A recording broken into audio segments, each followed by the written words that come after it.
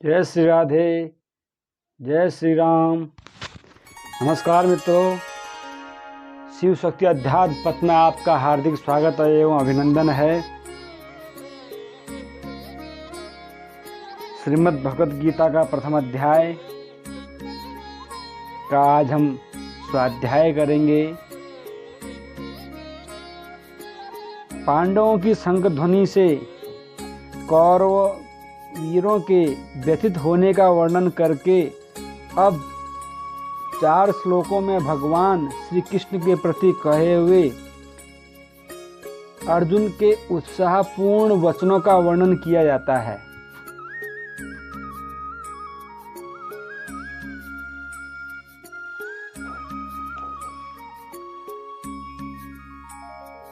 धृतराष्ट्र पुत्रों को युद्ध के लिए तैयार देखकर अर्जुन का श्री कृष्ण से अपना रथ दोनों सेनाओं के बीच में ले चलने के लिए कहना। अथ व्यवस्थितान् दृष्ट्वा धार्तराष्ट्रान् कपिध्वजः प्रवृत्ते शस्त्र संपाते धनुरुद्यम्य पांडवः ऋषिकेशं तदा वाक्यमिद माह महीपते।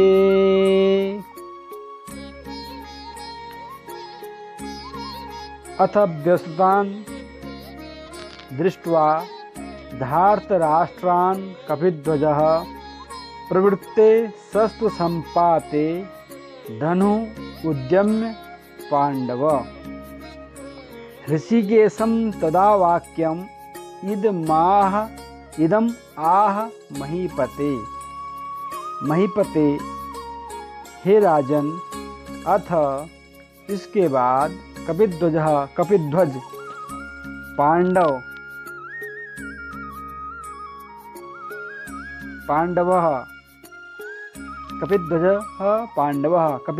अर्जुन ने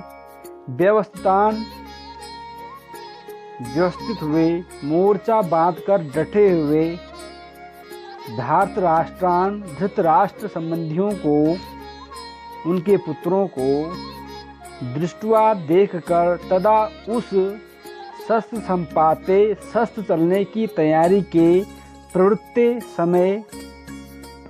माने समय, शस्त्र संपाते शस्त्र चलने की तैयारी के समय धनु उद्यम्य धनुष उठाकर ऋषिकेश श्री कृष्ण भगवान से इदम वाक्यम आह यह वचन कहा। अच्युत, हे अच्युत, मेरे रथ को उभयोः सेनयोः दोनों सेनाओं के मध्य स्थापय बीच में खड़ा कीजिए।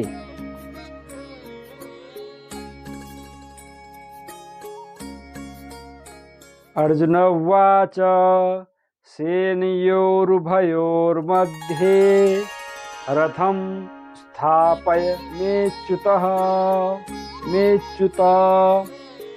सेनयोरुभयोर्मध्ये रथं स्थापय मेच्युत। हे अच्युत, मैं रथम उभयोः सेनयोः मध्ये स्थापय, मेरे रथ को दोनों सेनाओं के बीच में खड़ा कीजिए।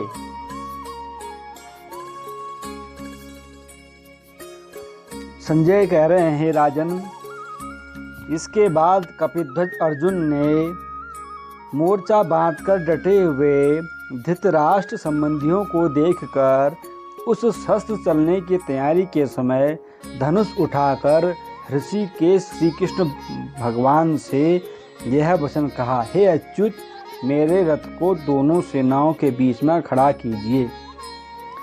अर्जुन को कपिध्वज क्यों कहा गया है? महावीर हनुमान जी से भीमसेन को वचन दे चुके थे।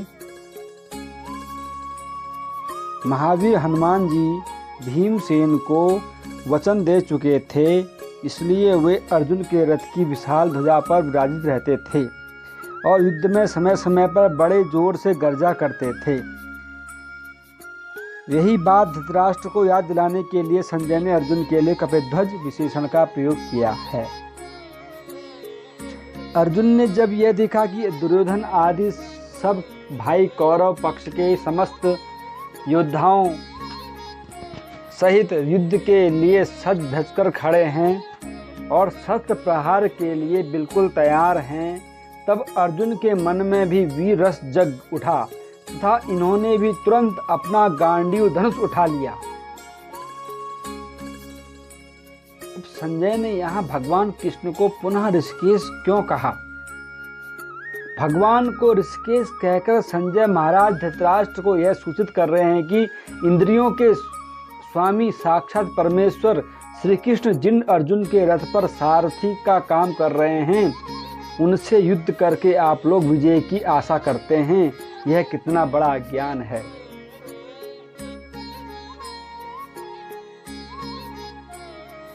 अर्जुन ने भगवान श्री कृष्ण को अच्युत नाम से संबोधन क्यों किया? इसका क्या कारण है?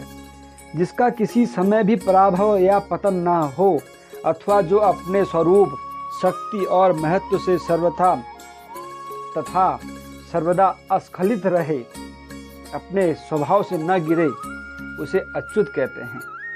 अर्जुन इस नाम से संबोधित करके भगवान की महत्ता के और उनके स्वरूप के संबंध में अपने ज्ञान को प्रकट करते हैं। वे कहते हैं कि आप रथ हाँक रहे हैं तो क्या हुआ?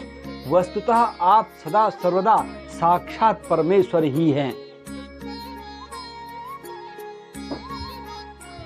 रथ को वहीं खड़े रखने का संकेत करके सबको देखने की इच्छा प्रकट करना। यावदेतान् निरीक्षेऽहं योद्धुकामान् अवस्थितान् कैर्मया सह योद्धव्यमस्मिन् रणसमुद्यमे। यावत् एतान् निरीक्षे अहं योद्धुकामान् अवस्थितान् कही मया सह योद्धव्यम अस्मिन् रण समुद्यमे। यावत जब तक अहम मैं अवस्थितान युद्ध में डटे हुए योद्धुकामान युद्ध के अभिलाषी एतान इन विपक्षी योद्धाओं को निरीक्षे मने भली प्रकार से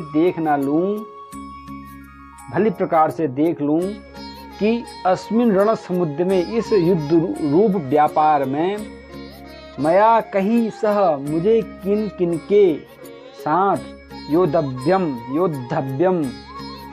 युद्ध करना योग्य है, तब तक उसे खड़ा रखिए।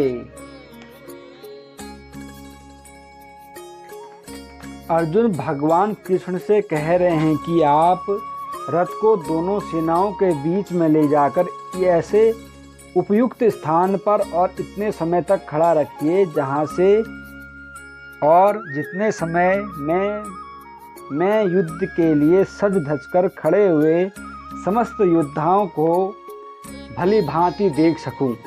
ऐसा करके मैं यह जानना चाहता हूं कि इस रणोद्यम में युद्ध के विकट प्रसंग में स्वयं मुझको किन किन वीरों के साथ लड़ना होगा।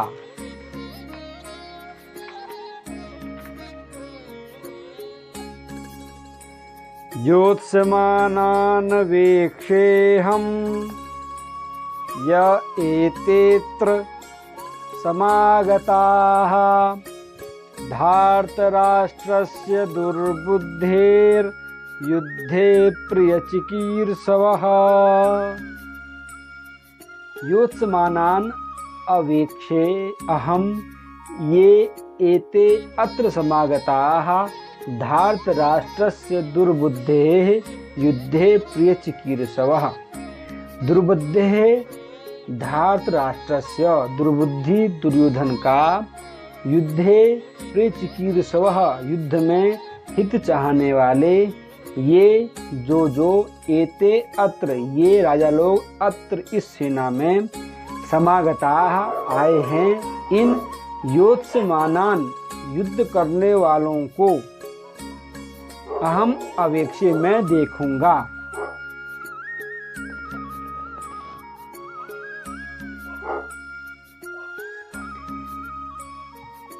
अर्जुन ने दुर्योधन को दुर्बुद्धि क्यों कहा है? वनवास तथा अज्ञातवास के 13 वर्ष पूरे होने पर पांडवों को उनका राज्य लौटा देने की बात निश्चित हो चुकी थी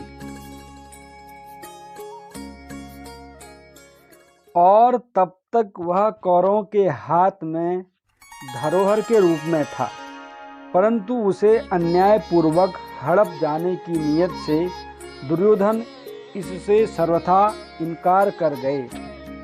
दुर्योधन ने पांडवों के साथ अब तक और तो अनेकों अन्याय तथा अत्याचार किए ही थे, परंतु इस बार उनका यह अन्याय तो असह्य ही हो गया। दुर्योधन की इसी पाप बुद्धि का स्मरण करके अर्जुन उन्हें दुर्बुद्धि बतला रहे हैं। दुर्योधन का हित, युद्ध में हित करने वाले जो ये राजा इस सेना में आए हैं, युद्धे प्रीचिकीर्षवः, इन युद्ध करने वालों को मैं देखूंगा। अहम अवेक्षे। अर्जुन के इस कथन का क्या तात्पर्य है, क्या अभिप्राय है? ऐसा क्यों कहा उन्होंने कि मैं जो दुर्बुद्धि दुर्योधन का हित करने के लिए, हित चाहने वाले जो राजा लोग आए हैं, उनको मैं देखूंगा कि ये आखिर हैं कौन इसके पक्ष में हैं, अधर्म के पक्ष में कौन हैं। तो अर्जुन का इसमें यह भाव प्रतीत होता है कि पाप बुद्धि दुर्योधन का अन्याय और अत्याचार सारे जगत में प्रत्यक्ष प्रकट है, तो भी उसका हित करने की इच्छा से उसकी सहायता करने के लिए ये राजा लोग यहाँ इकट्ठे हुए हैं। इससे मालूम होता है कि इनकी भी बुद्धि दुर्योधन की बुद्धि के समान ही दुष्ट हो गई है। तभी तो ये सब अन्याय का खुला समर्थन करने के लिए आकर जुटे हैं और अपनी शान दिखाकर उसकी पीठ ठोक रहे हैं तथा इस प्रकार उसका हित करने जाकर वास्तव में उसका अहित कर रहे हैं। अपने को बड़ा बलवान मानकर और युद्ध के लिए उत्सुक होकर खड़े हुए इन सबको मैं जरा देखूं तो सही कि ये कौन हैं, और फिर युद्ध स्थल में भी देखूं कि ये कितने बड़े वीर हैं और इन्हें अन्याय तथा अधर्म का पक्ष लेने का मजा चखाऊं।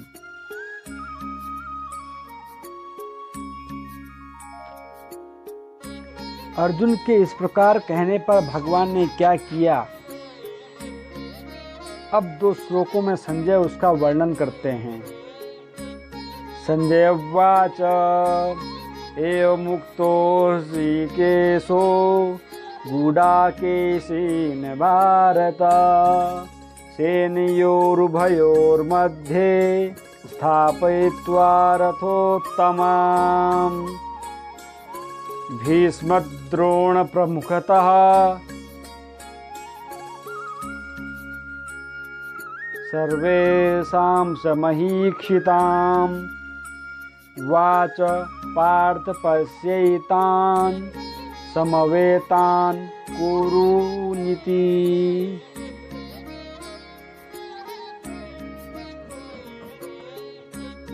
एवं उक्तः ऋषिकेशः गूढाकेशेन भारत सेनयोः उभयोः मध्ये स्थापयित्वा रथोत्तमम् भीष्मद्रोण प्रमुखतः सर्वेषां च महीक्षितां वाच पार्थ पश्य एतान् समवेतान् कुरून् इति। संजय बोले, भारत हे धृतराष्ट्र गूढाकेशेन अर्थात अर्जुन द्वारा एवं उक्ता इस प्रकार कहे हुए ऋषिकेशा भगवान श्री कृष्णचंद्र ने उभयोः सेनयोः मध्य दोनों सेनाओं के बीच में भीष्म द्रोण प्रमुखतः भीष्म और द्रोणाचार्य के सामने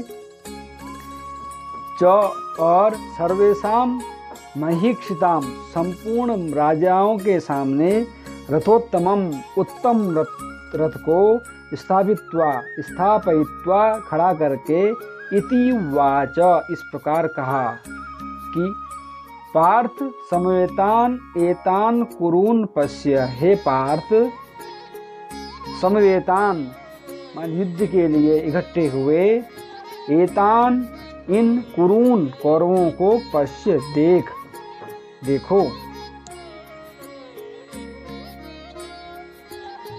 गूढ़ाकेश का क्या अर्थ है? और संजय ने अर्जुन को यहाँ गूढ़ाकेश क्यों कहा? गूढ़ाका निद्रा को कहते हैं, जो नींद को जीतकर उस पर अपना अधिकार कर ले उसे गूढ़ाकेश कहते हैं। अर्जुन ने निद्रा जीत ली थी, वे बिना सोए रह सकते थे, नींद उन्हें सताती नहीं थी, आलस्य के वश में तो वे कभी होते ही न थे। संजय गूढ़ाकेश कहकर यह सूचित कर रहे हैं कि जो अर्जुन सदा इतने सावधान और सजग हैं, उन्हें आपके पुत्र कैसे जीत सकते हैं। युद्ध के लिए जुटे हुए इन कौरवों को देख भगवान के इस कथन का क्या अभिप्राय है? इससे भगवान ने यह भाव दिखलाया है कि तुमने जो यह कहा था कि जब तक मैं सबको देख न लूं तब तक रथ वहीं खड़ा रखिएगा, उसके अनुसार मैंने सबके बीच में ऐसी जगह रथ को लाकर खड़ा कर दिया है जहां से तुम सबको भली भांति देख सको। रथ स्थिर भाव से खड़ा है, अब तुम जितनी देर तक चाहो सबको भली भांति देख लो। यहाँ कुरून पश्य अर्थात कौरवों को देखो, इन शब्दों का प्रयोग करके भगवान ने यह भाव भी दिखलाया है कि इस सेना में जितने लोग हैं प्रायः सभी तुम्हारे वंश के तथा आत्मीय स्वजन ही हैं, तुम्हारे आत्म सगे संबंधी ही हैं, उनको तुम अच्छी तरह देख लो। भगवान के इसी संकेत ने अर्जुन के अंतःकरण में छिपे हुए कुटुंब स्नेह को, कुटुंब के प्रेम को, कुटुंब के स्नेह को प्रकट कर दिया। अर्जुन के मन में बंधु स्नेह से उत्पन्न करुणा जनित कायरता प्रकट करने के लिए ये शब्द मानो बीज रूप हो गए। मालूम होता है कि अर्जुन को निमित्त बनाकर लोक कल्याण करने के लिए स्वयं भगवान ने ही इन शब्दों के द्वारा उनके हृदय में ऐसी भावना उत्पन्न कर दी जिससे उन्होंने युद्ध करने से इनकार कर दिया, और उसके फलस्वरूप साक्षात भगवान के मुखार बिंद से त्रिलोक पावन दिव्य गीतामृत की ऐसी परम मधुर धारा बह निकली जो अनंत काल तक अनंत जीवों का परम कल्याण करती रहेगी। तत्रापश्यत् स्थितान् पार्थ पितॄनत पितामहान् आचार्यान् मातुलान् भ्रातॄन् पुत्रान् पौत्रान् सखींस्तथा स्वसुरान् सुहृदश्चैव सेनयोरुभयोरपि। भगवान श्री कृष्ण की आज्ञा सुनकर अर्जुन ने क्या किया उसको अब बता रहे हैं। तत्र अपश्यत् स्थितान् पार्थः पितॄन् अथ पितामहान् आचार्यान् मातुलान् भ्रातॄन् पुत्रान् पौत्रान् सखीन् तथा स्वसुरान् सुहृदः च एव सेनयोः उभयोः अपि। अथ इसके बाद भगवान ने जब कहा देखो अपने कुरून पश्य, अपने कुरुओं को, अपने सग संबंधी को देखो। पार्थः तत्र उभयो पृथा पुत्र अर्जुन ने, तत्र माने वहाँ उन, उभयो माने दोनों, एव माने ही, सेनयो सेनाओं में, स्थित पितॄन् ताऊ चाचों को, पितामहान दादों परदादों को, आचार्यान गुरुओं को, मातुलान मामाओं को, भ्रातॄन् भाइयों को, पुत्रान पुत्रों को, पौत्रान पौत्रों को तथा और सखीन मित्रों को, ससुरान ससुरों को और सुहृदः अपि अपश्यत्, अपने मित्रों को भी, सुहृदों को भी देखा। इस भगवान की आज्ञा पाकर अर्जुन ने दोनों ही सेनाओं में स्थित अपने समस्त स्वजनों को देखा। उनमें भूरिश्रवा आदि पिता के भाई, पिता तुल्य पुरुष थे। भीष्म, सोमदत्त और बहालीक आदि पितामह प्रपितामह थे। द्रोणाचार्य, कृपाचार्य आदि गुरु थे। पुरुजित, कुंती भोज और शल्य आदि मामा थे।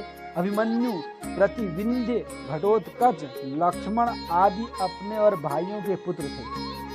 लक्ष्मण आदि के पुत्र थे जो संबंध में अर्जुन के पौत्र लगते थे। साथ खेले हुए बहुत से मित्र और सखा थे। द्रुपद, शैब्य आदि ससुर थे और बिना ही किसी हेतु के उसका कल्याण चाहने वाले बहुत से सुहृद थे।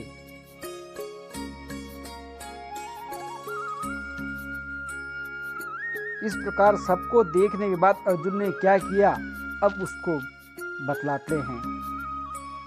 तान समीक्ष्य स कौन्तेय सर्वान् बन्धून् अवस्थितान् कृपया परयाविष्टो विषीदन्निदमब्रवीत्। तान् समीक्ष्य सः कौन्तेय सर्वान् बन्धून् अवस्थितान् कृपया परया आविष्टः विषीदन् इदम् अब्रवीत्। इस प्रकार तान अवस्थितान सर्वान, उन उपस्थित संपूर्ण बंधून समीक्ष्य, बंधुओं को देखकर सह कौन्तेय, उस कुंती पुत्र अर्जुन ने परया अत्यंत कृपया करुणा से आविष्ठा माने युक्त होकर विषीदन शोक करते हुए, दुखी होते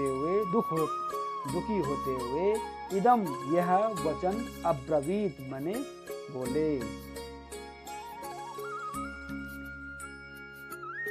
पूर्व के 1.5 श्लोक में अर्जुन अपने पितामहादि बहुत से पुरुषों की बात कह चुके हैं।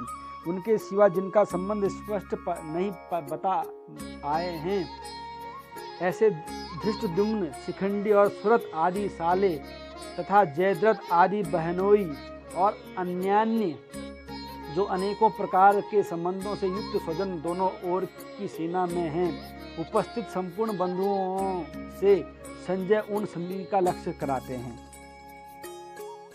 अर्जुन ने जब चारों ओर अपने उपर्युक्त स्वजन समुदाय को देखा और यह सोचा कि इस युद्ध में इन सब का संहार हो जाएगा, तब बंधु स्नेह के कारण उनका हृदय कांप उठा और उसमें युद्ध के विपरीत एक प्रकार की करुणा जनित कायरता का भाव प्रबल रूप से जागृत हो गया। यही अत्यंत करुणा है जिसको संजय ने परया कृपया कहा है। और इस कायरता के आवेश से अर्जुन अपने क्षत्रियोचित वीर स्वभाव को भूलकर अत्यंत मोहित हो गए। यही उनका उस करुणा से युक्त हो जाना है। श्री कृष्णार्पणमस्तु।